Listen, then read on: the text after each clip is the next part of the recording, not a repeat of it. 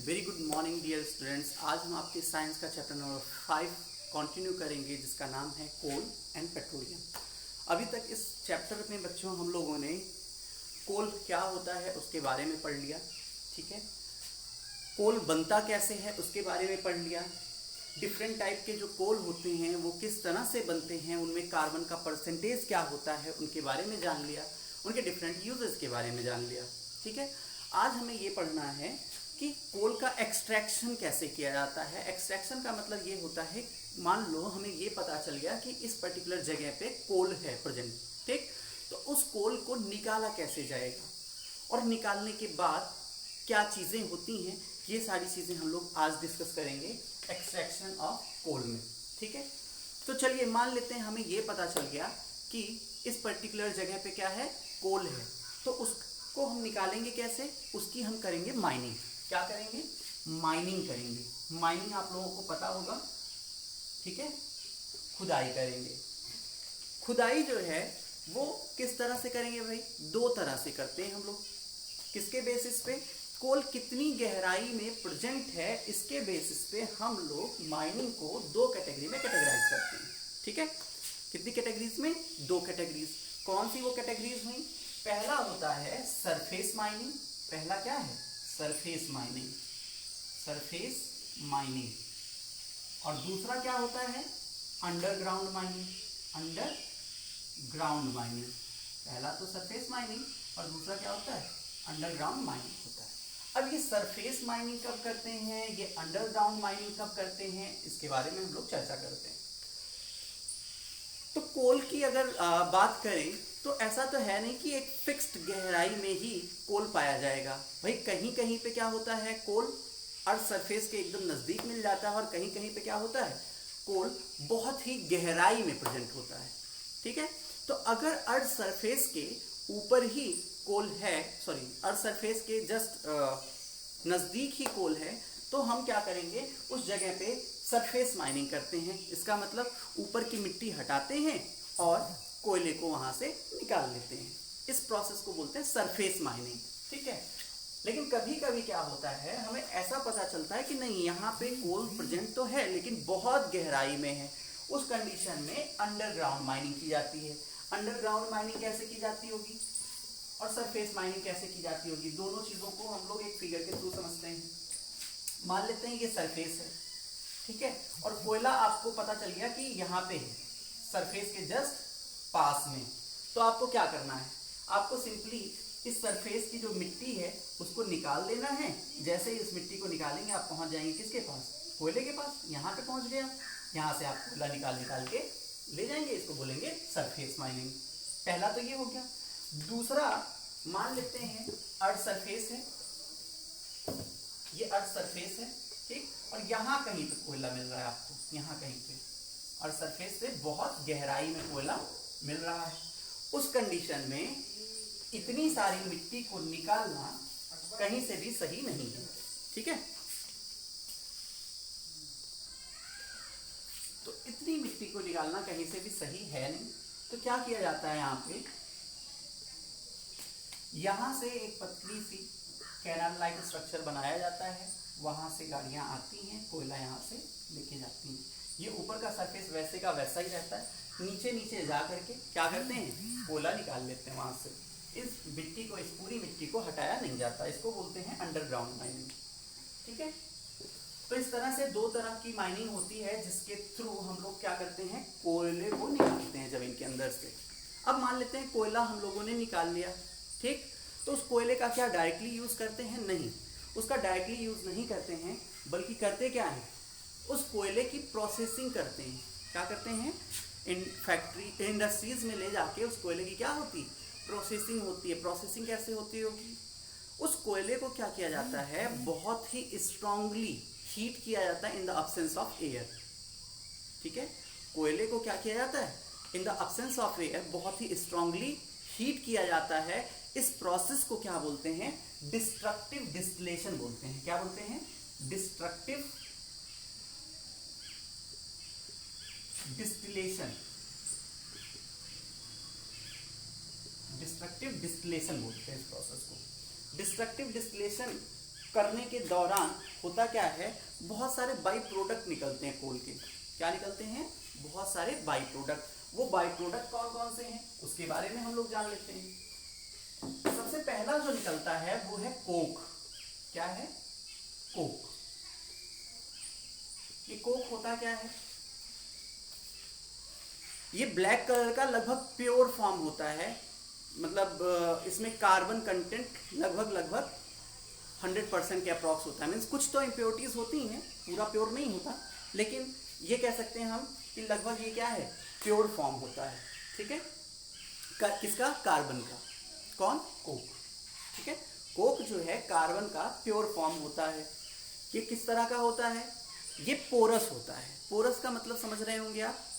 Porous जैसे कुछ चीज़ों को जब हम तोड़ते हैं तो वो टुकड़े टुकड़े में टूट जाता है, और कुछ चीज़ों को जब हम तोड़ते हैं तो पाउडर लाइक स्ट्रक्चर में आ जाता है। ठीक है, तो ये जो कोक है ये पोरस है।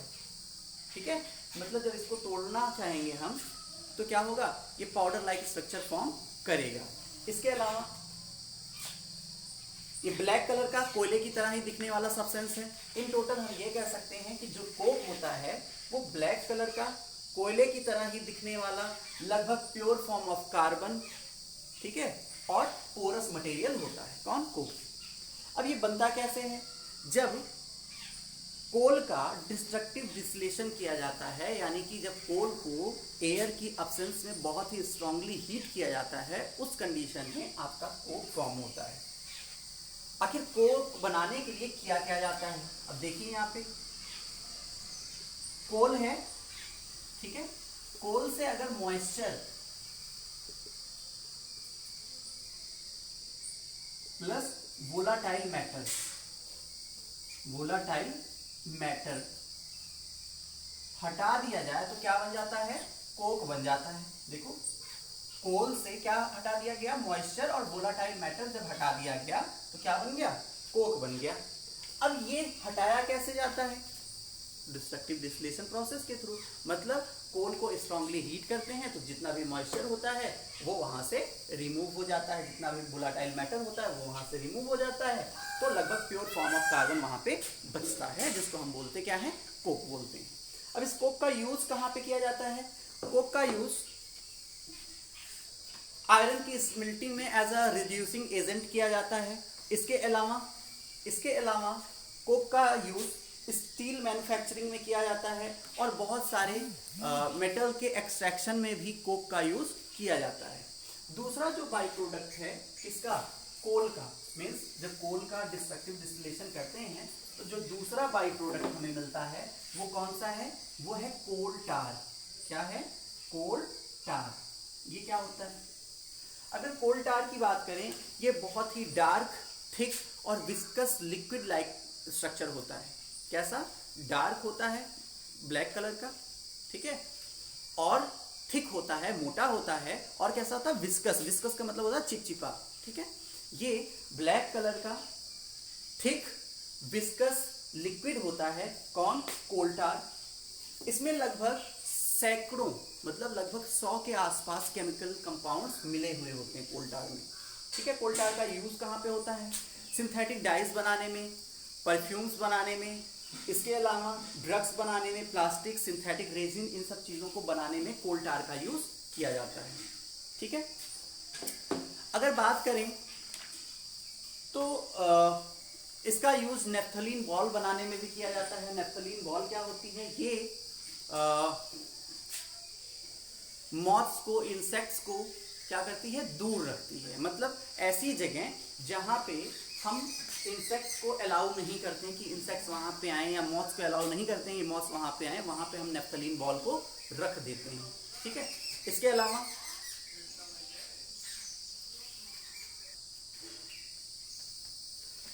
अलावा कुछ डिकेड्स पहले, डिकेड्स का मतलब होता है दशक। डिकेड किसको बोलते हैं? 10 ईयर्स को क्या बोलते हैं? 1 डिकेड बोलते हैं।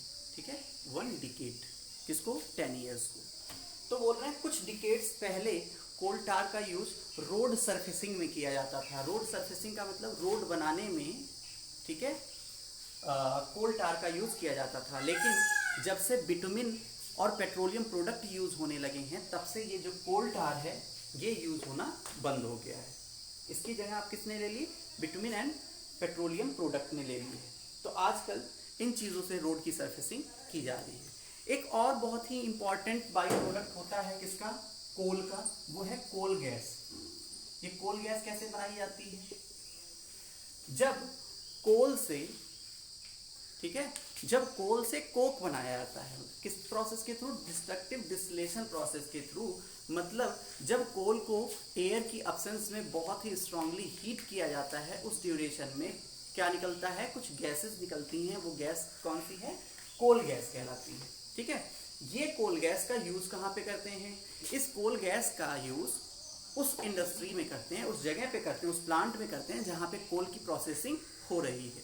कैसे, ठीक वैसे ही जैसे चीनी मिल, आप जानते होंगे चीनी मिल, ठीक, तो जैसे चीनी मिल में गन्ने का जो रस है वो निकाल लिया जाता है, ठीक है, और उसका जो रेसिड्यू बचता है उसका यूज एज अ फ्यूल करते हैं, क्या करने के लिए, हीट जनरेट करने के लिए। ठीक है, ठीक वैसे ही कोल गैस का use as a fuel use करते हैं, कहाँ पे, किस प्लांट में, जहाँ पे कोल की प्रोसेसिंग हो रही होती है, यानी कि जहाँ पे डिस्ट्रक्टिव डिस्टिलेशन का प्रोसेस हो रहा होता है। अब हम बात करेंगे किसकी, यूजेस ऑफ कोल की। कोल का यूज क्या है उसके बारे में जानते हैं।